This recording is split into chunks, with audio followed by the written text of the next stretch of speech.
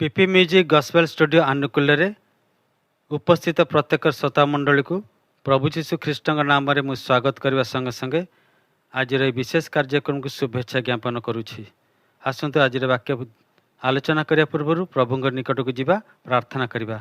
हे स्वर्गस्थ परमेश्वर, आमे तुमर महत् नाम को धन्यवाद देउछु, कारण तुम्हें जे महान पराक्रांत, तुम्हें भययोग्य एवं तुम्हें प्रेमिक परमेश्वर, तुम्हें मते पुणी आमको प्रेम करते हेतु अपना पुत्र प्रभु जीशु ख्रीष्ट को जगत को पठाइले, जी कि मोर एवं आम समस्तकर पापर दंड आपनार शरीर उपरे क्रूस उपरे से बहन कले। आपनार बहुमूल्य रक्त को से आम निमते बुहाइले एवं आमर पापर दंडर व्यवस्था से शरीर पर नेबा हेतु जो मैंने ताको विश्वास करती से माने पापर दंडर मुक्त हुंती। प्रभु जीशु यही प्रकार प्रेम हेतु आमे तुम नाम को धन्यवाद करुछु। धर्मशास्त्र बाइबल ये समस्त विषय जहाँ लेखना करा जायछि तुम तापर आशीर्वाद हस्त रख। आज वाक्यांश आमको बुझाइवाई पवित्र आत्मा का शक्ति प्रदान कर, कारण यही प्रार्थना प्रियतम प्रभु जीशु ख्रीष्ट नाम मागुअछि, आमेन। पुणी थे आज ऑनलाइन माध्यम प्रत्येक श्रोता मंडली को मु प्रभु जीशु ख्रीष्ट नाम स्वागत करुछि। आज जो वाक्य तार प्रसंग क्रूस उपरे ईश्वर ज्ञान,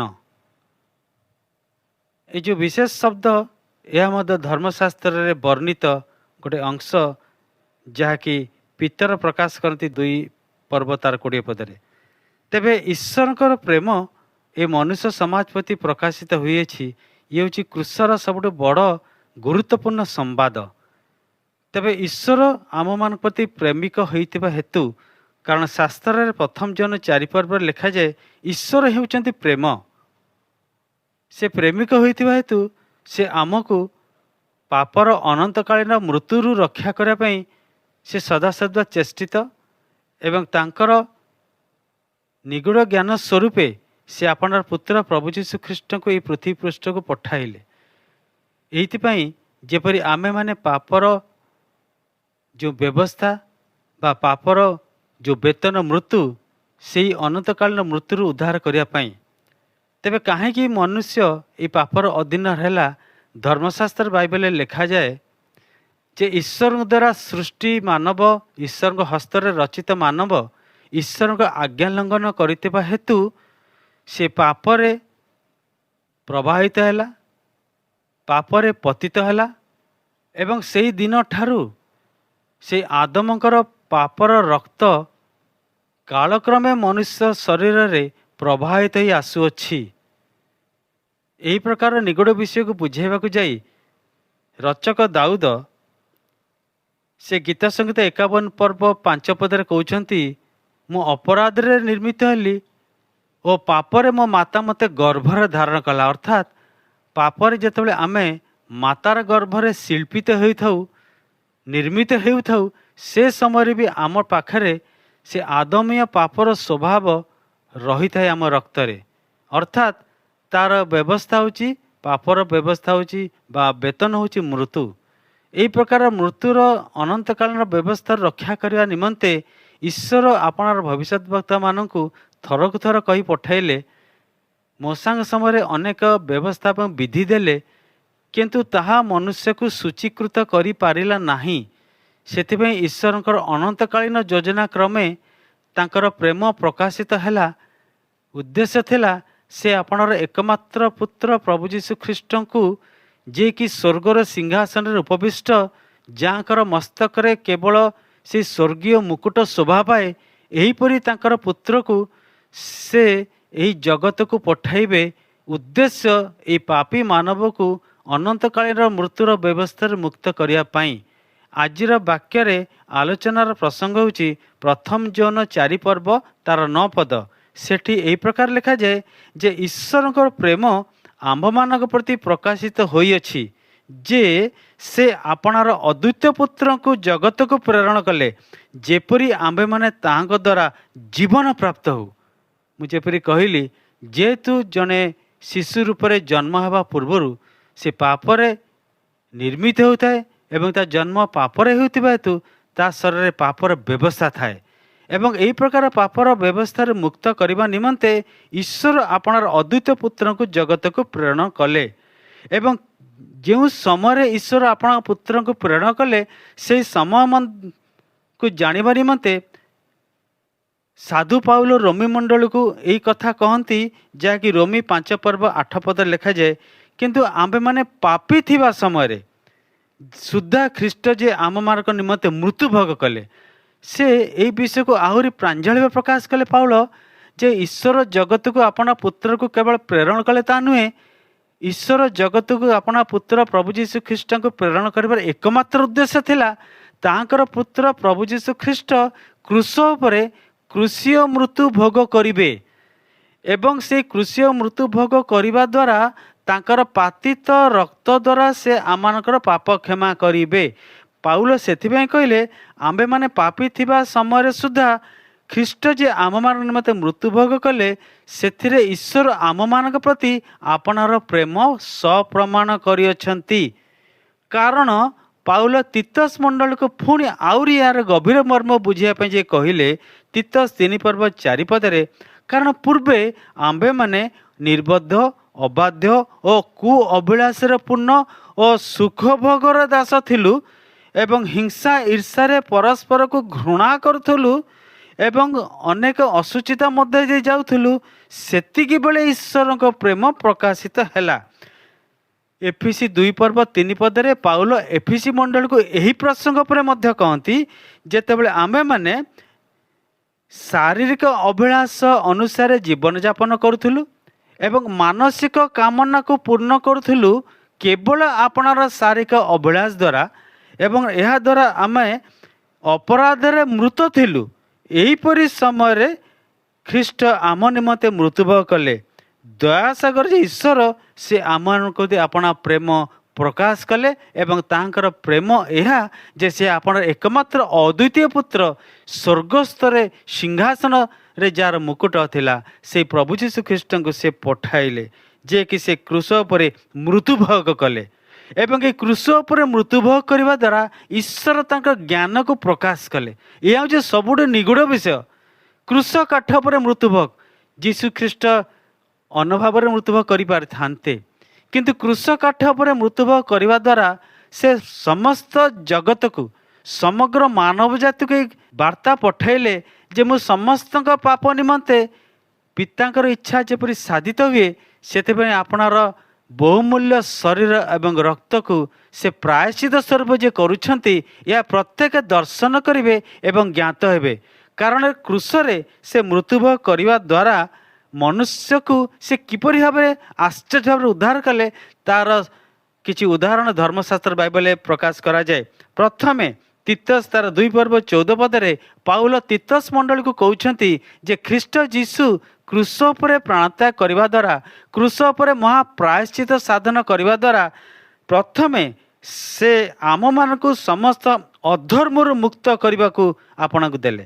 ଦ୍ୱିତୀୟରେ ଆମମାନେ ଯେପରି ଅଧର୍ମ ପରିତ୍ୟାଗ କରି ସତ୍କାର୍ଯ୍ୟରେ ଉଦ୍ଯୋଗୀ ହେବୁ ସେଥିପାଇଁ ସେ ଆପଣଙ୍କୁ ଦେଲେ। ତୃତୀୟରେ ସେ ଆମମାନଙ୍କୁ ଶୁଦ୍ଧ ବା ପବିତ୍ର ହେବା ପାଇଁ ସେ ଆପଣମାନଙ୍କୁ ନିମନ୍ତେ କ୍ରୁଶ ଉପରେ ଆପଣଙ୍କୁ ଦେଲେ। ଚତୁର୍ଥରେ କଲସୀ ମଣ୍ଡଳୀକୁ 1:20 ପାଉଲ କହୁଛନ୍ତି ସେ ତାଙ୍କ କ୍ରୁଶର ରକ୍ତରେ ସମସ୍ତ ଶାନ୍ତି ସ୍ଥାପନ କଲେ, ସମସ୍ତ ଶାନ୍ତି ସ୍ଥାପନ କଲେ। ପୁଣି ତାହାଙ୍କ ଦ୍ୱାରା ଆପଣା ସହିତ ପୃଥିବୀ ଓ ସ୍ୱର୍ଗସ୍ଥିତ ସମସ୍ତ ବିଷୟକୁ ସେ ମିଳନ କରିଦେଲେ। ମୋର ପ୍ରିୟମାନେ, ପୃଥିବୀ ଏବଂ ସ୍ୱର୍ଗ ରାଜ୍ୟରେ ଖ୍ରୀଷ୍ଟଙ୍କ ମୃତ୍ୟୁଭୋଗ ପୂର୍ବରୁ ଏକ ମିଳନ ହୋଇନଥିଲା, ମାତ୍ର ଏକ ଫାଟ ସୃଷ୍ଟି ହୋଇଥିଲା। ଯିଶାୟା 59 ଲେଖାଯାଏ, ଈଶ୍ୱର ମନୁଷ୍ୟମାନଙ୍କ ମଧ୍ୟରେ ଯେଉଁ ଫାଟ ଥିଲା ତାହା କେବଳ ମନୁଷ୍ୟର ପାପ। କାରଣ ଈଶ୍ୱର ପାପ ମିଳିତ ହୋଇ କେବେ ବାସ କରିପାରନ୍ତି ନାହିଁ, କାରଣ ଈଶ୍ୱର ହେଉଛନ୍ତି ଆଚରଣରେ ସିଦ୍ଧ, ସିଏ ପବିତ୍ର, ନିତ୍ୟାନ୍ତ ପବିତ୍ରତା ତାଙ୍କ ଗୃହର ଶୋଭା। ସେଥିପାଇଁ ଈଶ୍ୱର ପାପ ଏକତ୍ର ବାସ କରିନଥିବା ହେତୁ ଈଶ୍ୱର ମନୁଷ୍ୟମାନଙ୍କ ଭିତରେ ଏକ ଦୂରତା, ଏକ ଫାଟ ସୃଷ୍ଟି ହୋଇଥିଲା, ଯାହାକି ଖ୍ରୀଷ୍ଟ ଯୀଶୁ ଯେତେବେଳେ କ୍ରୁଶ ଉପରେ ପ୍ରାଣତ୍ୟାଗ କଲେ ସେତେବେଳେ ସେ ମହାପ୍ରାୟଶ୍ଚିତ ସାଧନ ଦ୍ୱାରା ଏ ପାପର ଦଣ୍ଡରୁ ମନୁଷ୍ୟ ରକ୍ଷା କରିବା ଦ୍ୱାରା ଈଶ୍ୱର ଏବଂ ମନୁଷ୍ୟ ମଧ୍ୟରେ, ଅର୍ଥାତ୍ ସ୍ୱର୍ଗ ଏବଂ ପୃଥିବୀ ମଧ୍ୟରେ ଆପଣାର ସହିତ ସମସ୍ତ ବିଷୟର ମିଳନ କଲେ। ପଞ୍ଚମରେ से आमको अंधकार क्षमता मध्यरु जो अंधकार क्षमता होची मृत्युर अनंतकालीन समय बा मृत्युर अनंतकालीन व्यवस्था अर्थात पापर व्यवस्था होची मनुष्यर अनंतकालीन मृत्युर व्यवस्था। यही प्रकार का अंधकार क्षमतारू से आम मन को उद्धार करी अपना प्रेम पात्र पुत्रक मध्य को स्थानांतरित करदेले। यह हूँ क्रूसरे ईश्वर निगूढ़ ज्ञानर परिप्रकाश। से एब्री मानक पुस्तक 9 पर्व 22 पदर लिखा जाए समस्त विषय रक्त द्वारा सूचीकृत हुए। कारण मूसा समय पुरातन काल से रक्त द्वारा समस्त विषय सूचीकृत करा जाउथिला, किंतु ता थिला मेष छाग वृष काप्ता घुघु यही प्रकार पशु पक्षीर रक्त जहाँ मनुष्य को सूचीकृत करि पारु नथिला। कारण मनुष्य से सूचीकृत हैला परे मध्य पुनर्बार पाप करी ईश्वरकर महिमा प्रेमरु उणा पड़िथिला एवं अनंत कालर मृत्यु को आस्वादन करिथिला। सेथिबाई ईश्वर जगत को प्रेम कले एवं तांकर एकमात्र अद्वितीय पुत्र प्रभु जीशु ख्रीष्ट को यही जगत को प्रेरण कले, जे कि क्रूस काठ उपरे आपणार रक्त पातित करने द्वारा से आम को पुनर्बार रक्त प्रख्यान कर सूचीकृत प्रदान कले। कारण एब्री 9:22 लिखा जाए जे रक्त द्वारा सूचीकृत समस्त विषय करा जाए, रक्तपात बिना पाप मोचन हुए नहीं। तेबे एब्री 7 पर्व 26 पदर लिखा जाए कारण ख्रीष्ट जीशु आम मान संबंध में यही प्रकार जड़े महायाजक जे कि हेउचंती निखुंत निष्कलंक निर्दाग पापी मान पृथकीकृत और आकाश मंडल पर उच्चीकृत। कारण ताहाकर जन्म जेतेबेले ए जगत रे धरा पृष्ठ रे हैला मरियम कर गर्भ से आसिले मोर प्रिय माने सेतेबेले मरियम को सहित कौनसी पुरुषंकर संपर्क नथिला। से मरियम तांकर माता कौनसी पुरुषंकर सानिध्य मध्य आसी गर्भधारण कर नथिले, किंतु प्रभु जीशु ख्रीष्टंकर गर्भ पवित्रात्मा द्वारा कर्तृत्व होता। यह ईश्वर ठार प्रेरित दूत मरियम को जीशु ख्रीष्टंकर जन्मर पूर्व अवगत कराई देइथिले। मोर प्रिय माने सेथिबाई ख्रीष्ट जीशुंकर जन्म पवित्र आत्मक कर्तृत्व रे पवित्र होइतिबा हेतु तांकर रक्त थिला पवित्र। सेथिबाई प्रथम पितर 1 पर्व 19 पद लिखा जाए जे निखुंत और निष्कलंक मेषशावक सदृश ख्रीष्टंकर बहुमूल्य रक्त रे आमे माने समस्त मुक्त होइअछु। सेथिबाई कलसी तार 1 पर्व 14 पद रे पाउल कहले ताहांकटारे आमे माने मुक्ति अर्थात पाप क्षमा होइअछु। कारण तांका नाम रे से पाप क्षमाकारी शक्ति अच्छी बोली दूत तांकर जन्मर पूर्वरु माता मरियम को कहिथिले जे तुमे तांकर नाम जीशु देव। मोर प्रिय माने ईश्वरकर पुत्र प्रभु जीशु ख्रीष्ट जेतेबेले जगत रे जन्म ग्रहण कले तांकर नाम जगत रे तांकर माता मरियम किबा जागतिक पिता जोसेफ देई नथिले, किंतु दूत देइथिले तांका नाम जीशु देव। अर्थात से ए जगत रे बास करता प्रत्येक मनुष्य को सेमानकर पापर उद्धार करिवे। सेतिबे मोर प्रिय माने जीशु जेतेबेले जगत रे अवतीर्ण हेले ईश्वर तांका पुत्र को स्वर्गर महिमा त्याग करी जेतेबेले जगत को पठाइले सेतेबेले से आपण को दिन बेश धारण कले। दिन बेश होची एते तळकु से गले जे दास रूपी हेले, से ईश्वर रूपी हेले मध्य दास रूपी हेले एवं एही परी एक स्थान रे मरियम तांको जन्म देले एवं ताहा होची गोटे गुहाळर घर। कारण चटी घरे तांकर निमंते बसा घर नथिला। से जेपरी धनी एवं गरीब उभयर प्रभु हुंती, से जेपरी ज्ञानी एवं मूर्ख उभयर प्रभु हुंती, से जेपरी राजउवास रे वास करथे व्यक्ति एवं रास्ता कड़े जने भिकारी जी असहाय अवस्था थाए सेमांकर प्रभु हुंती। सेतिबाई से स्वर्गर महिमा त्याग कले, सिंहासन त्याग करी ए जगत रे मानव रूप रे दास रूप धारण कले एवं अति नीच स्थान रे नीच अवस्था रे एक गुहाळ गुंडरे तांका माता तांको जन्म देले एवं ताहाको एक गुहाळर कुंडरे सुआई देथिले। एही तत्व को अनेक ज्ञानी गुणी पंडित राष्ट्राध्यक्ष माने बुझी पारती नहीं। से माने भावती जे ईश्वर किपरि एहीपरि एक दहनीय अवस्था रे जन्म ग्रहण करि पारंती, किंतु शास्त्र लिखा जाए जे एहा द्वारा शास्त्र प्रकाश करे से जेपरि उभय ଧନୀ ପୁଣି ଗରିବ, ପଣ୍ଡିତ ପୁଣି ମୂର୍ଖ, ପୁଣି ଅତି ସମ୍ଭ୍ରାନ୍ତ, ପୁଣି ରାସ୍ତାରେ ପଡ଼ୁଥିବା ଜଣେ ଭିକାରୀ, ପ୍ରତ୍ୟେକଙ୍କର ସେ ପ୍ରଭୁ ହୁଅନ୍ତି ଏବଂ ପରିତ୍ରାଣକର୍ତ୍ତା ହୁଅନ୍ତି। ଏହା ହେଉଛି ଈଶ୍ୱରଙ୍କ ନିଗୁଡ଼ ଜ୍ଞାନ, ଯେଉଁ ଜ୍ଞାନ କି ସେ କୃଷ ଉପରେ ଆପଣା ପୁତ୍ରଙ୍କଠାରେ ପ୍ରକାଶ କଲେ। ସେଥିପାଇଁ ହେ ମୋର ପ୍ରିୟମାନେ, ଶାସ୍ତ୍ରରେ ଲେଖା ଯେ ଏବ୍ରୀମାନଙ୍କ ପୁସ୍ତକ ତାର 7 ପର୍ବ 25 ଅଧ୍ୟାୟରେ, ଅତଏବ ତାହାଙ୍କ ଦ୍ୱାରା ଯେଉଁମାନେ ଈଶ୍ୱରଙ୍କ ନିକଟବର୍ତ୍ତୀ ହୁଅନ୍ତି, ତାହାଙ୍କ ଦ୍ୱାରା ଅର୍ଥାତ୍ କୃଷରେ ହତ ପ୍ରଭୁ ଯୀଶୁ ଖ୍ରୀଷ୍ଟଙ୍କ ଦ୍ୱାରା ଯେଉଁମାନେ ଈଶ୍ୱରଙ୍କ ନିକଟବର୍ତ୍ତୀ ହୁଅନ୍ତି, ସେମାନଙ୍କୁ ସେ ବା ଈଶ୍ୱର ସମ୍ପୂର୍ଣ୍ଣ ରୂପେ ଆପଣାର ପୁତ୍ର ପ୍ରଭୁ ଯୀଶୁ ଖ୍ରୀଷ୍ଟଙ୍କର ଦ୍ୱାରା ପରିତ୍ରାଣ ବା ରକ୍ଷା କରିବାକୁ ସମର୍ଥ ଅଟନ୍ତି। ପରିତ୍ରାଣ ବା ତ୍ରାଣ ହେଉଛି, ମୁକ୍ତି ହେଉଛି ପାପର ଦଣ୍ଡରୁ ମୁକ୍ତି। ପାପର ଦଣ୍ଡ ହେଉଛି ମୃତ୍ୟୁ। ଏହି ପାପର ଦଣ୍ଡର ଅନନ୍ତକାଳ ସେହି ମୃତ୍ୟୁର ବ୍ୟବସ୍ଥାରୁ ମୁକ୍ତି ବା ପରିତ୍ରାଣ। ସେଥିପାଇଁ ଯୌନ 3:16 ଲେଖାଯାଏ, ଯେ କେହି ବିଶ୍ୱାସ କରେ ସେ କେବେ ହେଲେ ବିନଷ୍ଟ ହେବ ନାହିଁ, ମାତ୍ର ସେ ଅନନ୍ତ ଜୀବନରେ ପ୍ରବେଶ କରିବ ବା ସେ ଅନନ୍ତ ଜୀବନ ଲାଭ ହେବ। ଅର୍ଥାତ୍ ଯୀଶୁ ଯେ କୃଷ ଉପରେ ଆପଣାର ରକ୍ତପାତ କରିବା ଦ୍ୱାରା ମୋର ପାପର ଦଣ୍ଡକୁ ସେ ଆପଣାର ଶରୀର ଉପରେ ନେଲେ, ଏହାକୁ ଯଦି ମୁଁ ଏବଂ ଆମେ ବା ଯେ କେହି ମନୁଷ୍ୟ ବିଶ୍ୱାସ କରେ, ତେବେ ସେ କେବେ ହେଲେ ବିନଷ୍ଟ ହେବ ନାହିଁ, ମାନନ୍ତ ଅନନ୍ତ ଜୀବନ ପ୍ରାପ୍ତ ହେବ।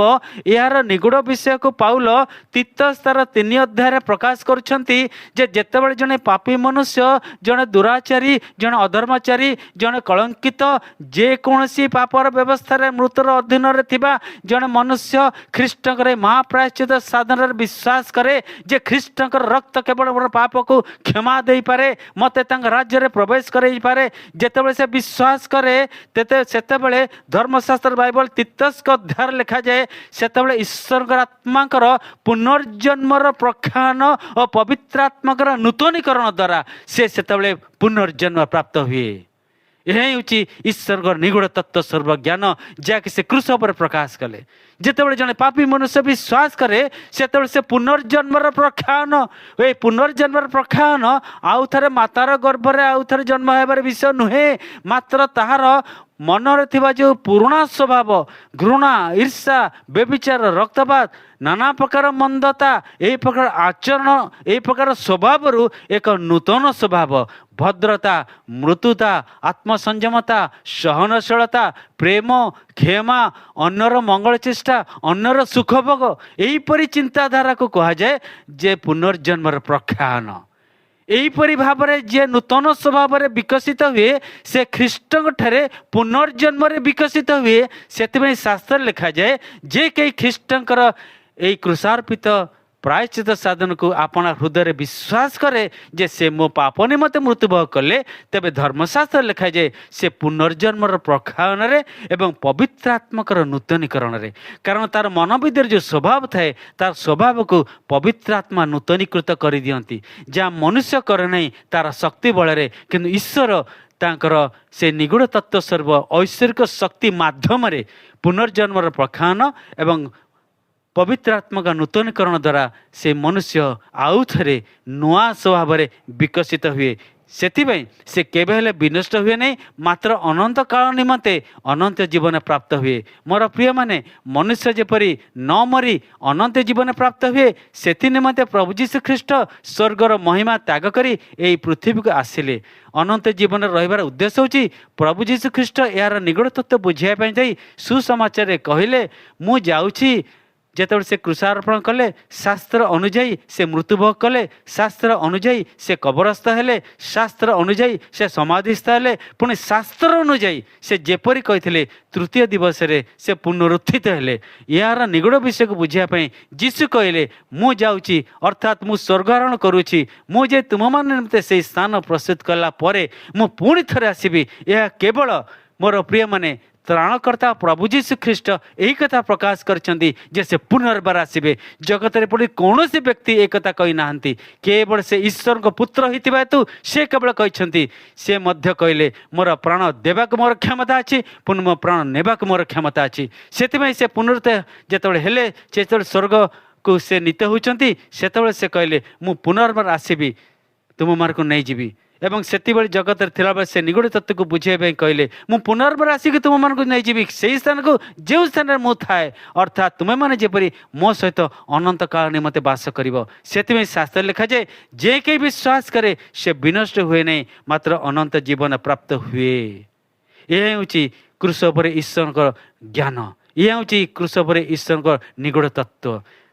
ମୋର ପ୍ରିୟମାନେ, ଦ୍ୱିତୀୟ ପିତର 2:20 ସେଥିପାଇଁ ପିତର କହିଲେ, ଯେଣୁ ସେମାନେ ଅର୍ଥାତ୍ ପୂର୍ବ କାଳରେ ଯେଉଁମାନଙ୍କୁ ଈଶ୍ୱର ମୋଶାଙ୍କ ଦ୍ୱାରା କିଛି ବ୍ୟବସ୍ଥା ଦେଇଥିଲେ ସୂଚିକ୍ରିୟା ହେବା ନିମନ୍ତେ, କିନ୍ତୁ ସେମାନେ ବିଶ୍ୱାସ କଲେ ନାହିଁ, ମାତ୍ର ପୁନର୍ବାର ଈଶ୍ୱର ଆପଣାର ପୁତ୍ର ପ୍ରଭୁ ଯୀଶୁ ଖ୍ରୀଷ୍ଟଙ୍କୁ ପଠାଇଲେ, ଯିଏକି କ୍ରୁଶ ଉପରେ ମହାପ୍ରାୟଶ୍ଚିତ ସାଧନ କଲେ ଆମ ସମସ୍ତଙ୍କ ନିମନ୍ତେ।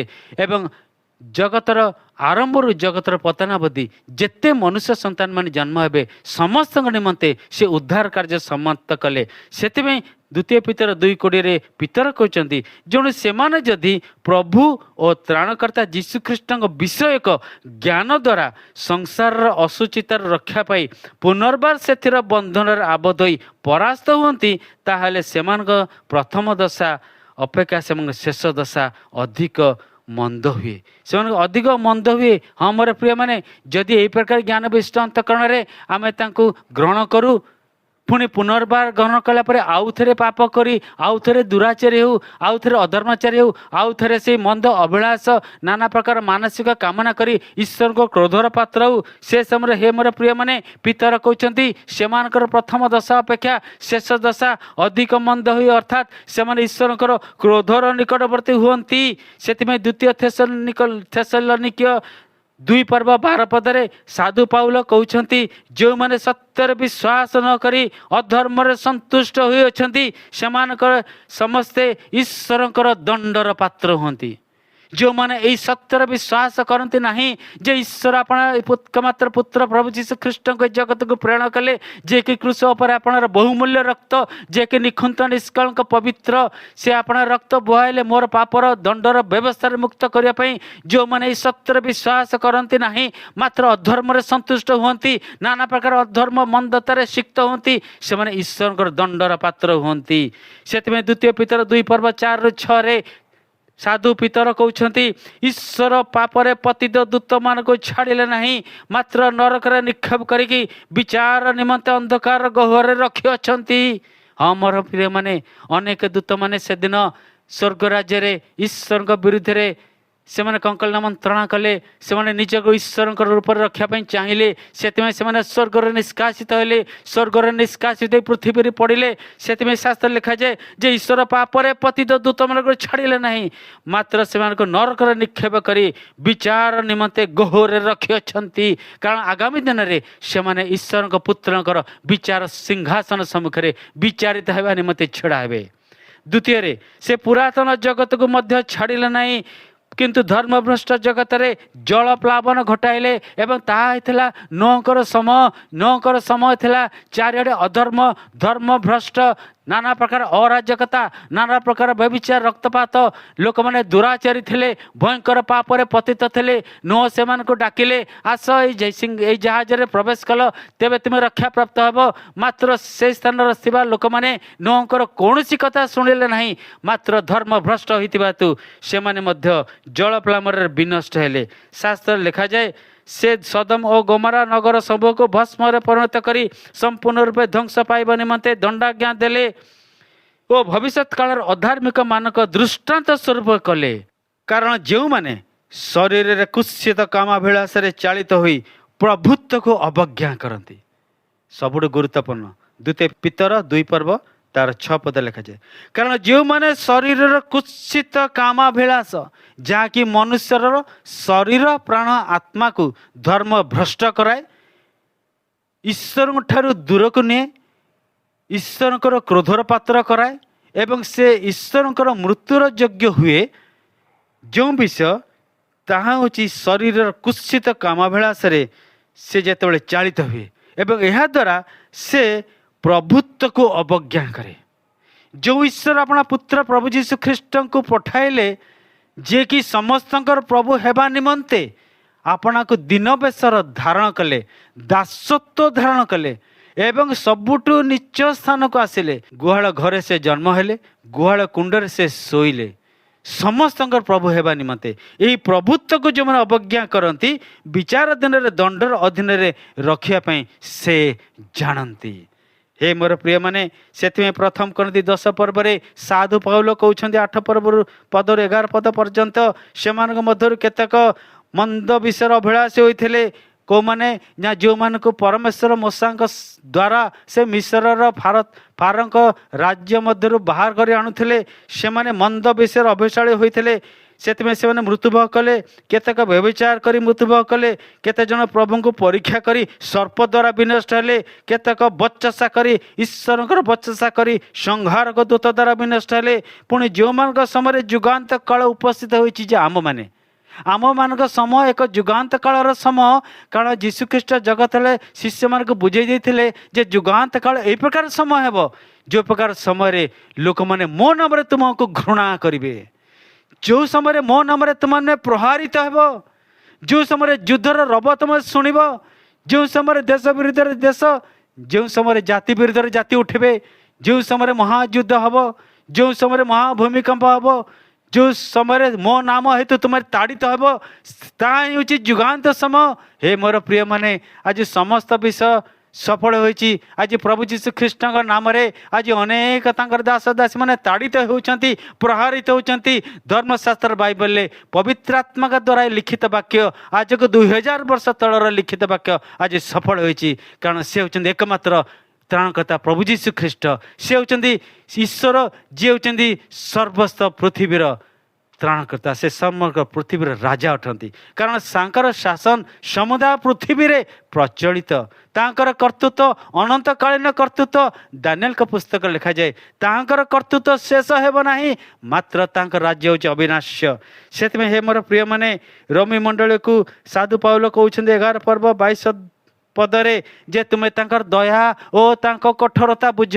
ତାଙ୍କର ଦୟା ଯେ ଈଶ୍ୱର ଆପଣ ପୁତ୍ର ଏକମାତ୍ର ପୁତ୍ର ପ୍ରଭୁ ଯୀଶୁ ଖ୍ରୀଷ୍ଟଙ୍କୁ ପଠାଇଲେ, ଯିଏକି ମୋର ପାପର ଦଣ୍ଡକୁ ସେ ଆପଣ ଶରୀର ଉପରେ ନେଲେ। ଯିଏ କି ବିଶ୍ୱାସ କରିବ ସେ ବିନଷ୍ଟ ହେବନି, ରକ୍ଷାପ୍ରାପ୍ତ ହେବ। ଏହା ହେଉଛି ଈଶ୍ୱରଙ୍କ ଦୟା। କିନ୍ତୁ ଯେଉଁମାନେ ଏ ଦୟାକୁ ଭ୍ରୂକ୍ଷେପ କରନ୍ତି ନାହିଁ, ଅବଜ୍ଞା କରନ୍ତି, ଅବହେଳା କରନ୍ତି, ଅବିଶ୍ୱାସ କରନ୍ତି, ହେ ମୋର ପ୍ରିୟମାନେ, ସେମାନେ ଈଶ୍ୱରଙ୍କର କଠୋରତା ପାଉଲ କହନ୍ତି ବୁଝ। ଅର୍ଥାତ୍ ସେମାନେ ଈଶ୍ୱରଙ୍କର ଦଣ୍ଡର ନିମନ୍ତେ ଆପଣଙ୍କୁ ସଂଗ୍ରହିତ କରନ୍ତି।